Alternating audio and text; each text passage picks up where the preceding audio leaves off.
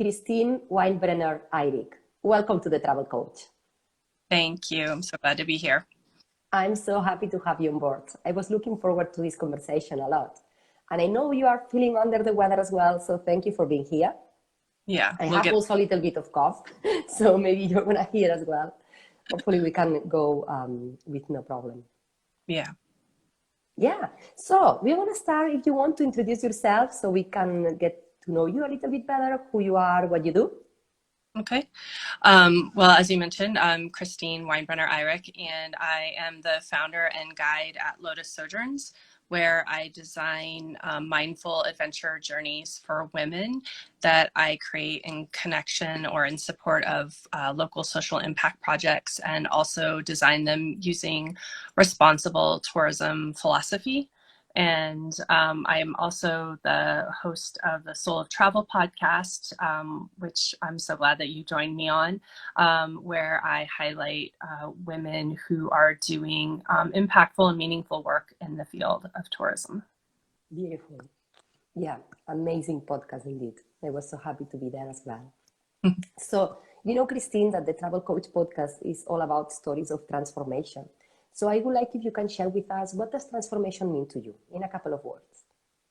I think transformation for me means the journey of understanding ourselves, and doesn't necessarily mean a process of changing yourself, but changing relationship with yourself. I feel like that is for me what transformation really means. Thank you. Yeah, beautifully put. So, what would you say is the most transformational travel experience you ever had? I think the one that comes to mind as the most impactful was a journey that I took to Guatemala in 2019, which ironically ended up being my last travel journey before the pandemic began. So that might have even amplified the impact of it. Yeah, the memory, right? Was the last one. So, how would you explain how was your life situation, personally, professionally, before the trip? It was the first trip that I designed for Lotus Sojourns. So I was kind of very much in this new space of, I guess, curiosity about what my business would mean to the world. And so it was really this first time guiding a woman. I ended up just taking one woman on this trip. And so I was just kind of in this new space, I guess, of curiosity. Yeah.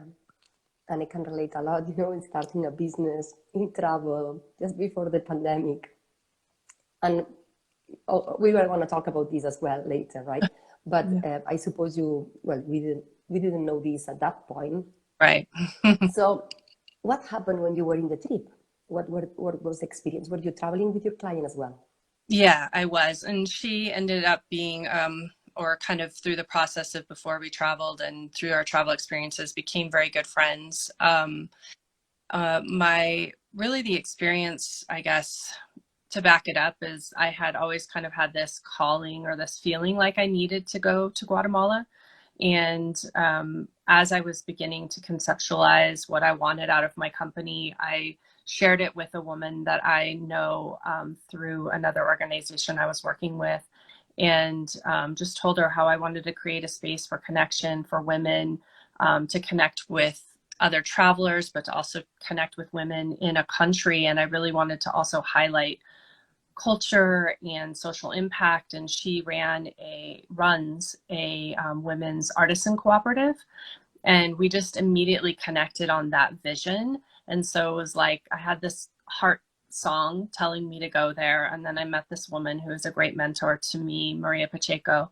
And so we just put the wheels in motion. And so this like underlying nudge to come there was like that call to adventure, or that call of the soul. And I was just really answering it. And actually this woman who came with me, it was also very like kind of spiritually guided. We had just met, we were going to some other event together. And I said, do you by any chance want to go to Guatemala with me in a month? And she just was like, yes. And so the whole trip had this spirit of like soul searching and like answering that call for both of us. And so just throughout the whole trip, there was this practice of like being open to receiving and saying yes when something felt right, like from the very beginning. And then each day on the trip for both of us, we would have these really profound moments and think, well, that was it. This trip couldn't give us another experience that was that close to our hearts. And the next day we would be like, it happened again. So it was just, I don't know if you want more specifics, but it was just this energy of, again, kind of curiosity and openness, and then just really listening to what we needed in that moment, and then the universe and this trip and this adventure providing it for us. That's amazing, and I would love more specifics. But before that, I just want to, highlight two people who were looking the same, who were feeling called to go to the same destination, to the same place, and you met. You didn't know each other before this event.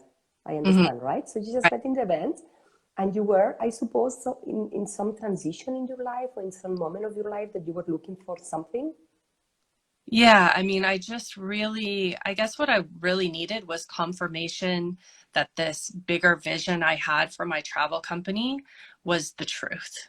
Mm, And what I knew is that for me, travel all throughout my life has been really powerful, and in terms of transformation, always giving me this insight to my true self.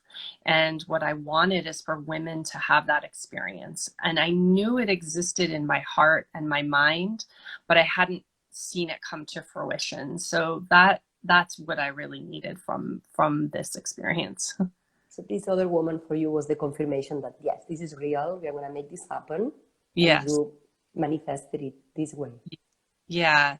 And it just, as I watched us both go through this journey, like myself as a participant and as a guide, and then her as a participant, I was so sure that this is what needed to happen. Like the connections she made, enjoying the connections we made with the artisans, seeing what that brought out of them when we just happened to meet with a random tea shop owner. And it was, again, this like kismet happens like every time along the way. I just could see, with the intention of like connection and community and love and belonging, what would keep happening. And by the end of the journey, knowing like as many women as I could invite to have this experience, like I was sure. I just, it gave me that sureness that this is what I could do to create connection and create like self-love for other women.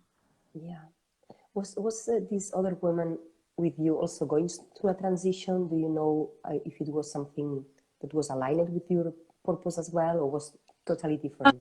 A little bit. Like she also was kind of in a career transition and a life transition, moving from one place to another.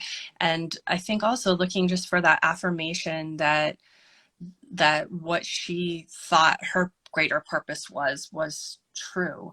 And it was so interesting because this trip really spoke to both of us in different ways, but really confirmed this kind of deeper questioning that we had. Like it just kept showing up and saying, yes, this is what you're meant to do. And Guatemala has a very spiritual quality about it. And so I think both of us tapping into that energy at the same time really allowed for us to also like be embraced by that energy.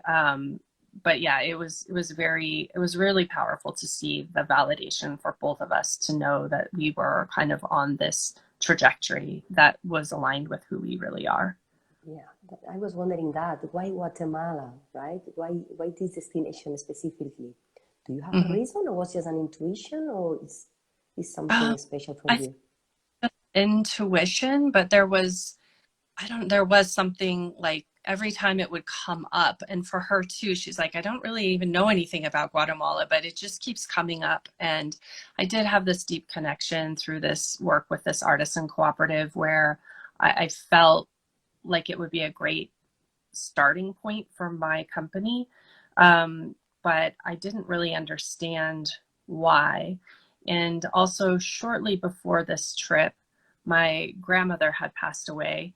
And I also felt this weird sense of like her needing me to go there or me needing to go there as a sense of almost like closure or reconnection to her. And again, this sense of it being this spiritual destination.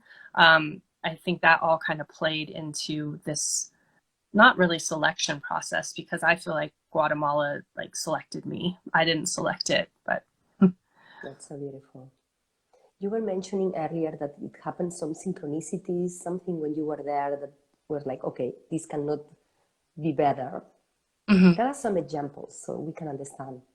Yeah, I think just like for instance, our very first trip, we ended up taking a hike to a volcano, and the person that ended up booking to share our cab with us was a man from, I don't know, somewhere in the East Coast, but he was really traveling and seeking, and what he needed was kind of this information we both had to share. So we had this really deep, beautiful conversation in the taxi. We hiked together, and it was this really profound, kind of physically challenging journey that we all did together that immediately created connection and like fueled that desire for me personally to know that this kind of deeper connection can happen, and that it does in fact happen like at an accelerated pace through travel and through like physical challenges, which was something that I believed to be true, but again hadn't really executed in this way.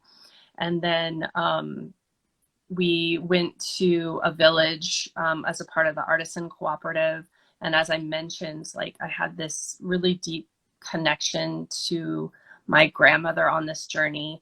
And while we were in this village connecting with the artisans, they asked us if we wanted to cook with the children in the village who were there that day in the community center. And I was like, oh, absolutely. I love to bake. I love baking with my children. It's this really familial space for me. And my grandmother was a great baker. And when everyone in our family gets married, she gifts them this certain kind of stand mixer, which is kind of a random thing. But we went back into their little kitchen and they said, we were just donated all these stand mixers and we don't know how to use them. And it's the exact same kind my grandmother gives me. And so I was just like in tears. I was like, oh, she is so here with me. This is the first sign. And so I got to bake with these kids. It was an amazing day. I was reading with them. It felt so nourishing. There were some other activities with the women that I won't go into, but again, just like I really could see my vision coming to life. And then we went to Lake Atitlan, which for the Mayan people there is a very sacred space where they believe that you can kind of connect to all the realms. And again, just this nudge of my grandmother being with me. We did this meditation in the island, in the middle of the lake. And when we were there, I could hear her speaking to me. And then we went to meet a shaman to learn about our Nawal, which is like your Mayan birth sign and what that means, like what your personality is and how that like shows up in your life. And the woman that we met, just like every time she smiled, she was my grandma. Like I could just feel her there as well. And we had this beautiful ceremony, which for me, I'm really interested about connecting with Indigenous cultures. And it just was such a privilege for this man to share this with us. And then my nawal, my sign, turned out to be the same as this woman who brought me to Guatemala, this woman that I originally told my vision to. And so it was like this, again, this like connection just kept painting itself. And she called me on the lake right afterward, and I told her, and she was like, oh, I just should have known. I should have known. And again, just this magic. And for me, this was also a time when I was really questioning like my spirituality, my intuition, this like connection to something greater than myself, and really trying to trust that. And it was like Guatemala was just like believe. So that was really, it just showed up again and again and again. That's amazing, Christine. And all these synchronicities and signs that you said, is like goosebumps. Do you think that all this could happen in the US without leaving your country? Because you can meet also people there, right? And you can maybe Yeah. see signs. Why do you think you needed to travel to experience this? I think I agree. I think you don't necessarily need to travel far to have these experiences. I do believe traveling like opens us up to this because we're kind of in a more vulnerable state. We're not operating on autopilot, which is, I think, how we spend a lot of our life.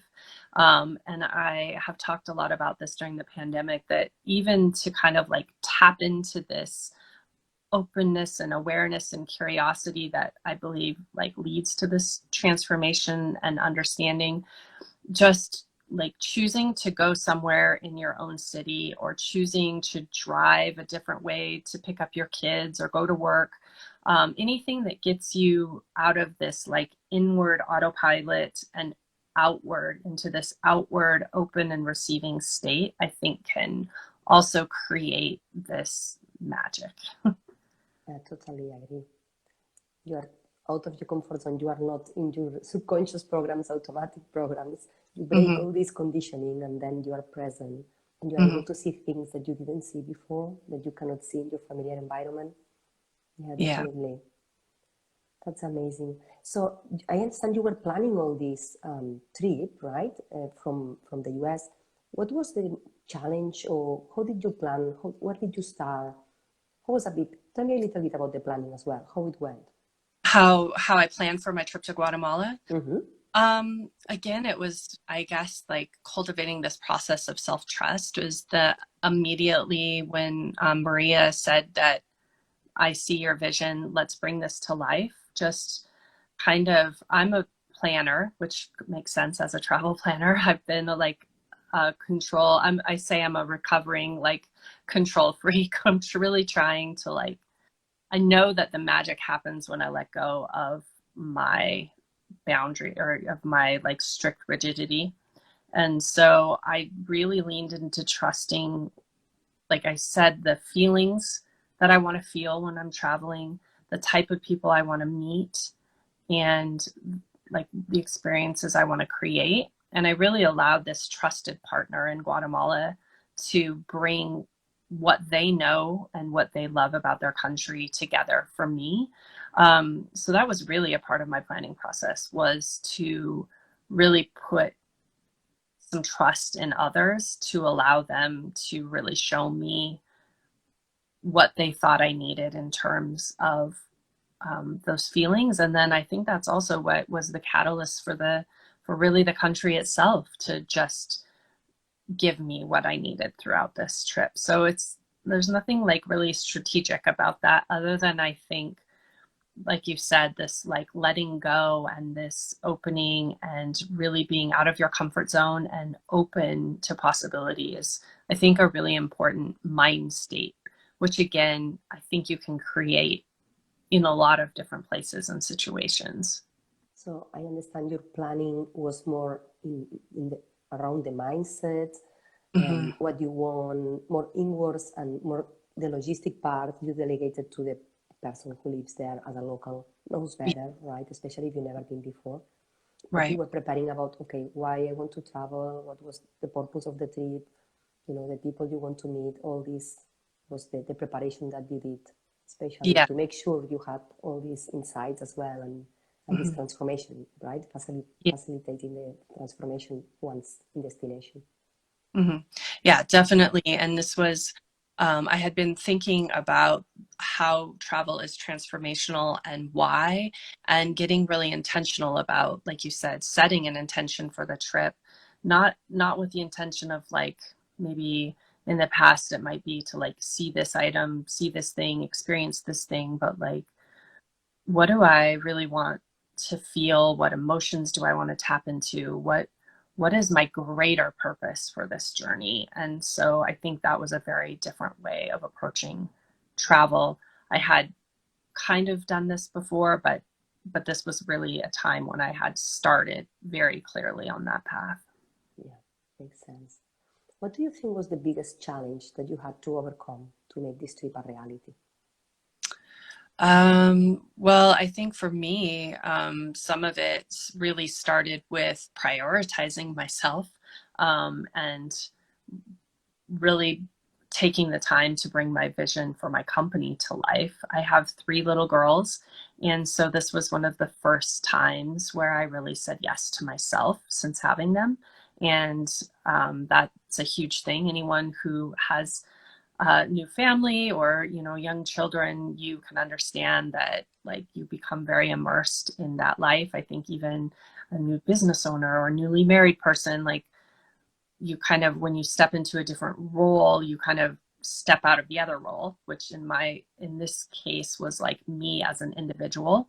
I had definitely lost track of that part of myself. And so in starting my business and saying yes to this kind of first trip away, I was really acknowledging that need to say yes to myself. Yeah, very needed and deserved to have Mm-hmm. your time as an individual, as a woman. Mm-hmm. Tell me about after the trip. What happened when you were back home? What was different? What changed? Um, Well, I'll tie 2 things together. There was this moment I took a picture of myself right as we were in the boat getting onto Lake Adatlan, before I had that really powerful meditation, before I met that shaman, and and then we came back, and it was like this really physical way of seeing, like, the woman who got on that boat and the woman who got off on the other side of the lake were not the same person. And so it was a really, like, just one moment that kind of encapsulates what happened over that trip. Like, when I came back, I had this deeper sense of confidence in my what I wanted out of my life, as like, with my connection to divine, to nature, to indigenous communities, to women, how I wanted to show up and serve people and create these experiences. So just this greater sense of awareness and confidence, and connection to my purpose is really what happened and how I changed. Like, I just knew it was like an idea, and on the other side of the lake, it was a reality. Sorry about that. It's a Mhm. This is the definition of transformation, right? The person who went in the trip was not the same person that came back from the trip. And it's amazing that you experienced this clarity and this confidence. How long was this trip? It was, I can't remember now if it was 7, I think it was 7 days. Yeah. In 1 week, yeah. In 1 week, Yeah. you noticed this change. Mm-hmm. What do you Yeah. think was the biggest learning that you experienced?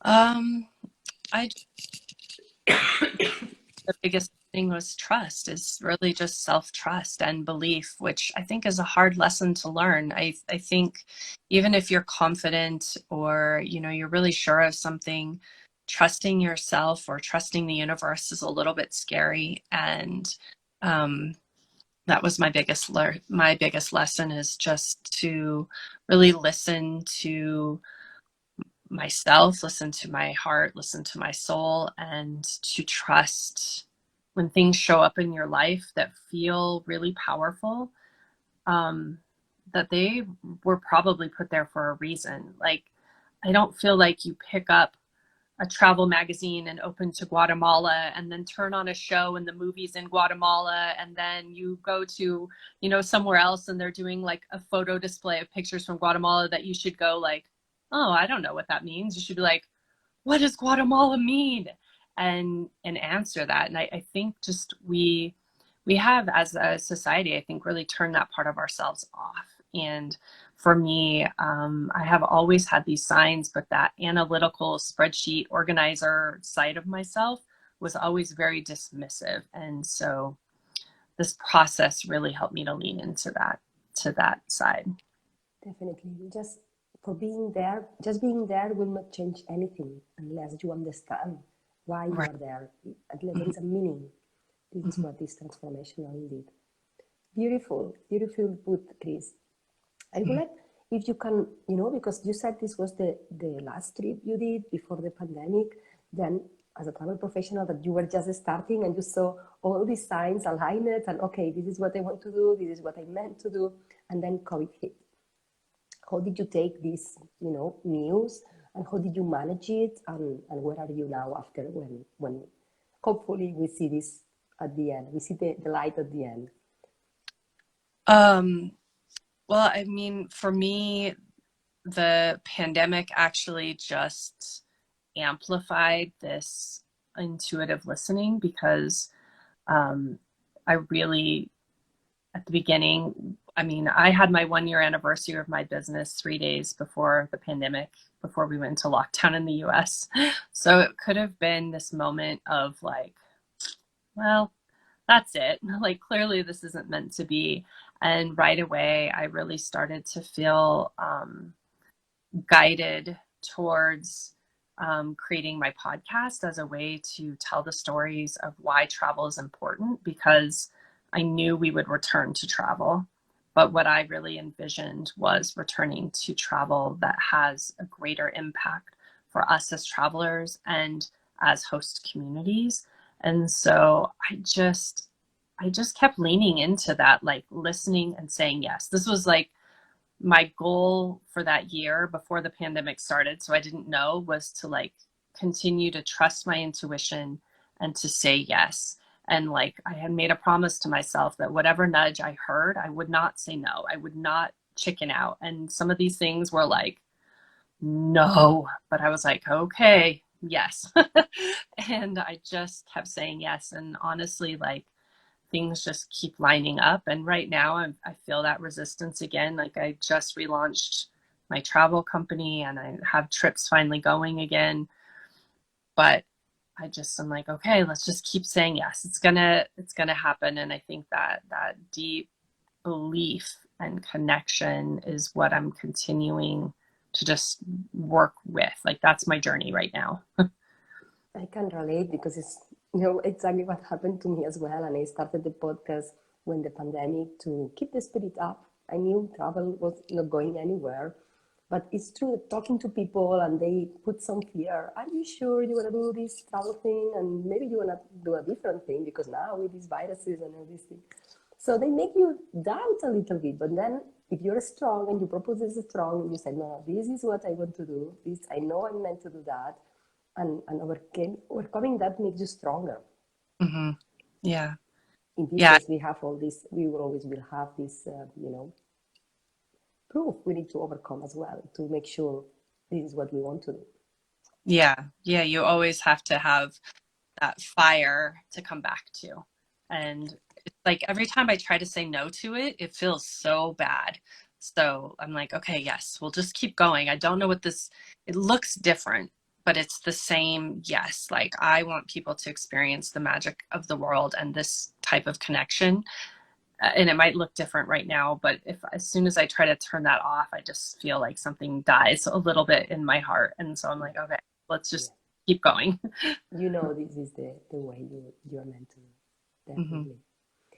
Thank you, Christine. We are arriving to the end of the call, but I don't want to let you go until you share with us what's the hidden gem you want to, from the place you are from, that you want to share today with us. If there is something that you think is a must to visit that maybe is not that famous, what this would be. Well, I'm really lucky to have grown up in Montana, which is in the northwest of the United States, really close to the Canadian border in the Rocky Mountains. A lot of people know Montana for Glacier National Park and Yellowstone National Park. And I grew up kind of like in this sweet spot right in the middle, on the shores of Flathead Lake. And so for me, it was actually something I didn't even appreciate growing up. I mean, I've traveled all over the world now, and going back home not only is going back home, but it's going to one of my favorite places. And I didn't have that appreciation as a child, but sitting with my feet in the water, and it's like the clearest water with the most beautiful rocks. I'm actually looking at a picture of it on my computer behind me where I can see. And so, yeah, I think it's a beautiful place for people to experience, but also hidden in that in and of itself is for other people just to look at the place they call home and look at it with someone else's eyes. Because I really was lucky to guide a trip. My first trip I ever guided was to Montana.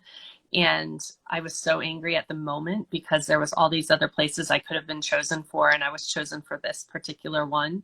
But it really opened my eyes to see the treasure and the blessing of where I grew up and what it means that that's my home. So, yeah. Yeah.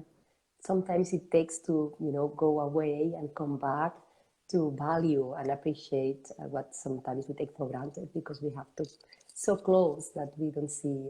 And Yeah. sometimes you see in the eyes of other people, it's like, oh, okay, it's Yeah. that good. Okay. And then you change, the lens. Yeah. So beautiful. Thank you for that, Christine. I would like also if you can share where people can contact you. If somebody wants to contact you, what's the best way to do so? Yeah, well, people can find all of my information on my website, which is lotussojourns.com. And if they're curious about the podcast, they can find it there. They can also find me on Instagram at Lotus Sojourns or at Soul of Travel Podcast. And if they send me a message there, I'll definitely respond to them. Community and connection is my favorite thing. So if you reach out, I'm going to be so excited to explore what that connection means.